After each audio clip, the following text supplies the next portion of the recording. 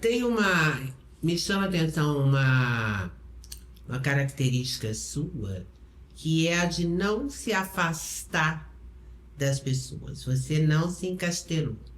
Então, você interage com as pessoas no LinkedIn, você é uma pessoa acessível, que a gente acompanha, não só acompanha a sua vida com distanciamento, a gente participa, a gente sente participando da sua vida, da nossa vida, porque você também está dentro da nossa vida. A Petrobras uma empresa que interessa a todo mundo, que todo mundo participa, todo mundo tem orgulho, né? O brasileiro tem orgulho, é a maior marca, como você disse. Isso sempre foi uma preocupação sua? Eu acho que isso é minha característica, né? A gente, quando está num cargo, a gente sabe que nós estamos, não somos, né? Então você senta numa cadeira, você tem orgulho da cadeira, se dedica, faz o melhor possível, mas aquela cadeira não é você, né? Você está ali para contribuir para um desenho de país melhor, né? Então, como eu disse logo no início, né, eu gosto de construir. Eu gosto de construir, eu gosto de ver as coisas crescerem, eu gosto de ver a sociedade florescer. Então, eu acho que essa é a minha preocupação. Não é a preocupação de, olha, vou sentar aqui porque eu estou fazendo só a minha profissão. Não, eu estou aqui porque eu gosto de mexer com uma posição que é uma posição de destaque na maior empresa de um país, que é uma das 10 maiores economias do mundo. Quando você acha que você está participando dessa engrenagem, esse pensamento não tem preço. Então, não é salário, não é ego, não é nada. É um sentimento de contribuir, de compartilhar com a sociedade um resultado bacana que floresce nesse momento. Dá alguns exemplos pra gente, porque você é uma pessoa emblemática entre as mulheres de poder. Você, ao longo da sua vida, você sempre procurou valorizar a mulher e puxar a mulher, né? A sororidade sempre esteve presente na sua vida, antes desse termo, inclusive, existir, né? Então, fala um pouco pra gente conta alguns casos, porque eles são muito interessantes. Isso é verdade. O que acontece, né? Eu ouvia, antes de eu sair da Petrobras para a agência, o seguinte: a gente vai nomear uma pessoa para esse cargo, mas não tem candidato para esse cargo. Só tem um, só tem dois. E eram sempre homens, e eu olhava em volta e digo, poxa, mas eu entrei com tanta moça bacana, que se dedicou tanto para a carreira, etc. Como é que elas não servem, né? Na verdade, não é que elas não servissem, é que elas não eram lembradas, né? Então, o que eu procurei fazer? Botar uma luz nessas possibilidades.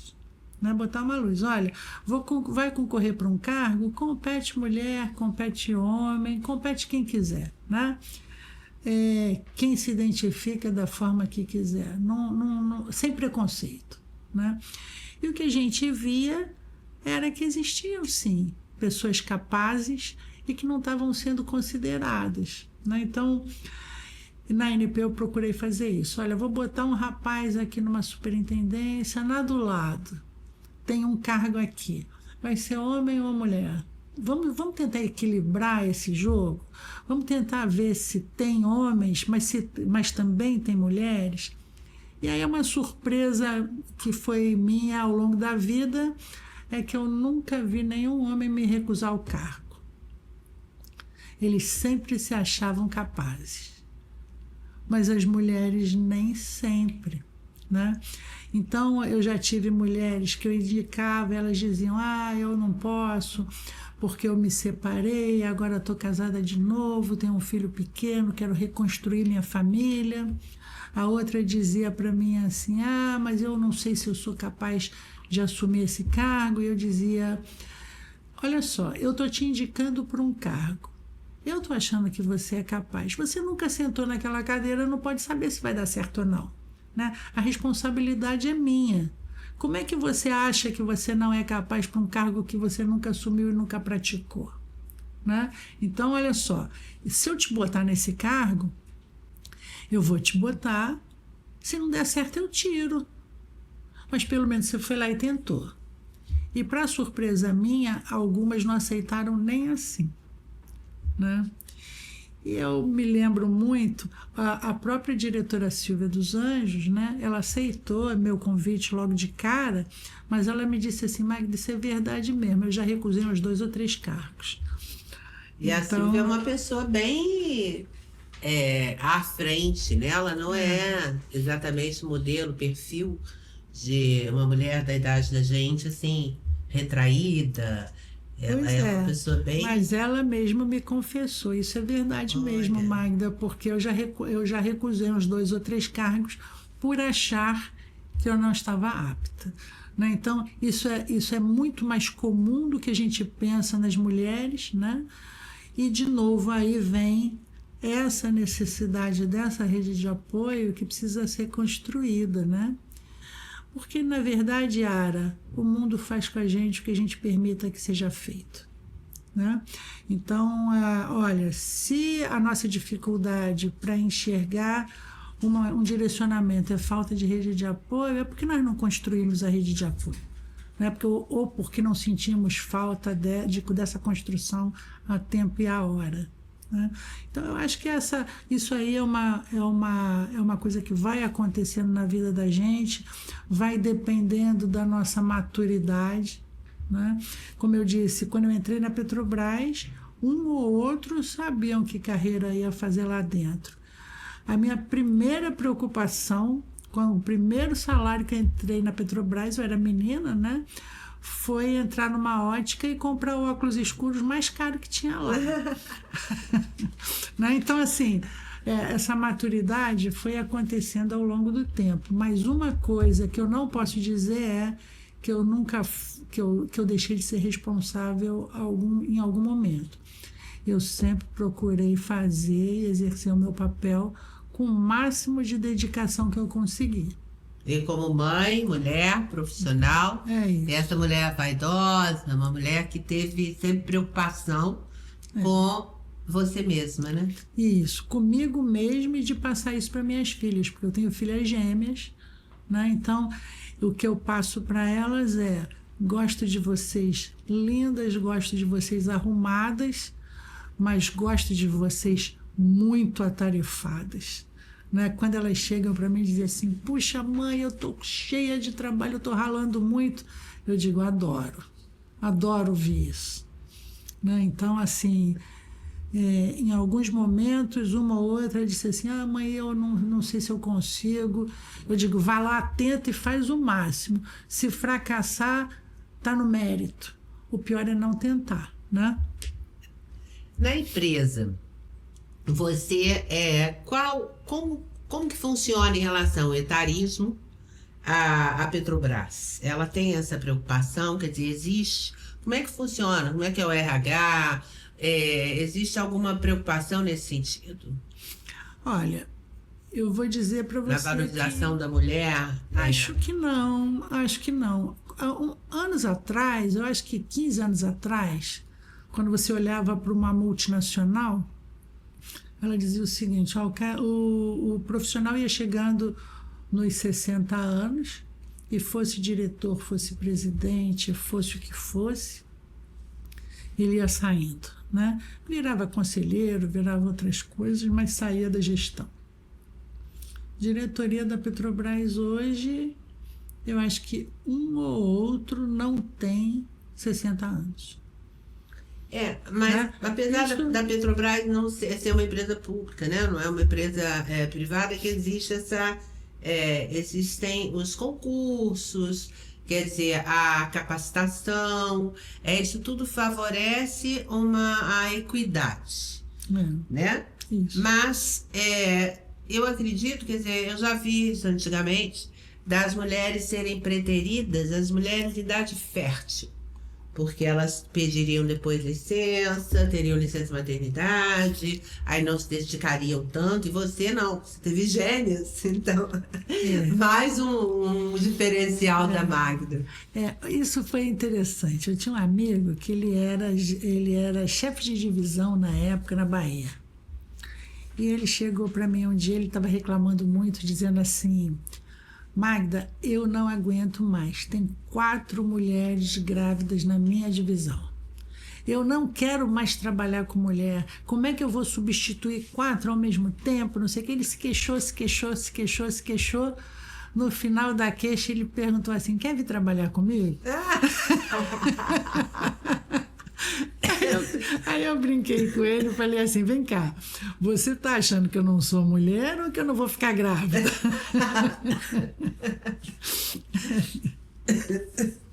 Você está no centro da transformação.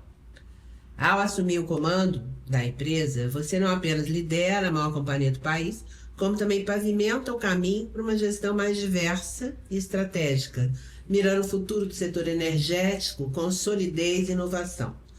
Como você vê a sua influência como mulher engenheira para a engenharia brasileira e mundial como um todo?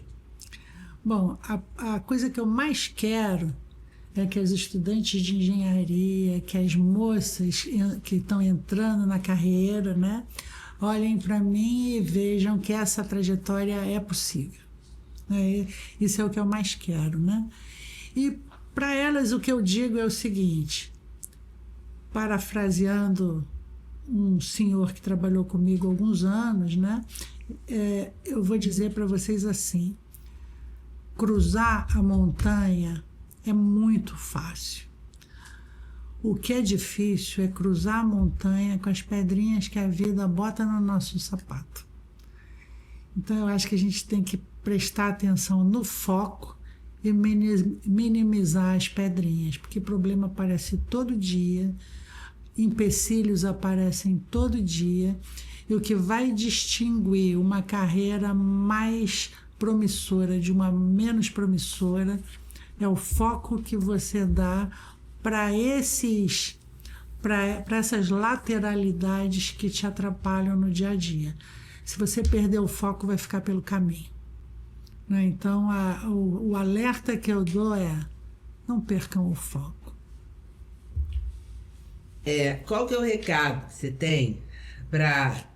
você tem para jovens? É esse, né? De ingressar na carreira. Qual foi a sua influência para o aumento de mulheres na diretoria? Porque são 9, né, diretores? Não, são 8 diretores, comigo 9, né? Então, quando eu fui indicado, o presidente Lula disse assim para mim: você escolhe a sua diretoria e só trabalhe com pessoas que você confia. Né? Que legal, uma liberdade muito importante. Uma liberdade muito importante. Então eu disse assim: bom, eu vou fazer o seguinte, eu vou chegar lá na Petrobras e os primeiros 15 dias eu vou conversar com todos os diretores. E eu passei 15 dias conversando com todos os diretores e eu queria sentir, não era se eles eram bons ou ruins, porque eu sei que todos eram bons. Né? O que eu queria sentir é quem é que se alinhava com o meu pensamento. Né? E aí, o que eu vi é que esse alinhamento, em alguns casos, foi possível com diretores que estavam lá, ou em outros casos, com diretores que eu tive que substituir, colocar pessoas, né? Outras pessoas. Então, no EP, por exemplo, eu fui buscar a Silvia dos Anjos, que era presidente da SBGF, né? Era uma mulher muito respeitada no âmbito da geologia, da carreira de geologia. E eu gosto sempre de dizer o seguinte: uma empresa de petróleo não tem futuro sem exploração, e a exploração vem da área de geologia, né? Então essa foi uma escolha. A outra escolha foi a Renata Baruzzi, né? A Renata Baruzzi eu tinha conhecido nos Estados Unidos, quando eu já tinha saído da ANP. Renata estava na Petrobras América, trabalhando na Petrobras América, e eu conheci a Renata na casa do Cláudio Nunes, que era naquele momento presidente da PAI e que tinha sido da minha turma na faculdade e na minha turma da Petrobras. Então, estou eu lá, já saída da ANP, já em consultoria, já fazendo pesquisa e tudo isso, e vou comer churrasco e caranguejo na casa da Ana e do Cláudio. E lá eu conheci a Renata e passei a conhecer a Renata e conversar com a Renata. E a Renata não é engenheira, né? A Renata fez matemática, né? Originalmente fez matemática e fez todo um treinamento e toda uma qualificação dentro da Petrobras, que é a principal escola de petróleo do país, né? Então, ela ficou muito tempo na engenharia, ela foi de refinaria, ela fez engenharia nas refinarias, ela fez engenharia no EP. Então, é uma mulher fantástica, com uma habilidade de gestão maravilhosa, né? Então, também aí a outra foi a Renata. A Silvia ficou 42 anos na Petrobras até se aposentar. A Renata tem 38 anos de Petrobras, passando por diversas áreas, por diversos cargos de gestão. A gente já tinha lá a Clarice Coppetti. A Clarice Coppetti é uma tremenda gestora pública, né? Já esteve em Belo Monte, inclusive, enfrentando todas aquelas questões relativas a Belo Monte. Já teve uma experiência, né? Então... isso, uma experiência imensa. Já teve na Caixa Econômica, enfim, uma trajetória também de liderança muito forte. E por último, agora, a Angélica, que entrou na Petrobras no mesmo dia que eu, 1/2 de 1980. Mas eu não conhecia a Angélica lá, não. Tem gente que diz assim, a Magda escolheu a Angélica porque eram amigas de anos. Não é verdade. Eu conheci a Angélica uns 3, 4 anos atrás, quando a gente estava fazendo um projeto de gás na Fundação Getúlio Vargas. Né? Eu participei desse projeto, a Angélica participou desse projeto, e eu gosto muito de ver o jeito que as pessoas trabalham, né? Então, tinham ali uma meia dúzia de profissionais e me chamou muita atenção a forma de trabalhar da Angélica. De forma que, quando eu assumi a Petrobras, uma das pessoas que eu chamei foi ela, vem ser minha assessora. E ela veio ser minha assessora. Aí eu tive que substituir a presidência da TBG, né, que é o Gasoduto Brasil-Bolívia. Aí botei a Angélica de presidente da TBG. E depois vagou a diretoria de gás e transição energética. Aí eu falei, Angélica, agora eu preciso de você aqui. E ela veio com alegria, e é uma mulher também com uma capacidade, com uma liderança incrível.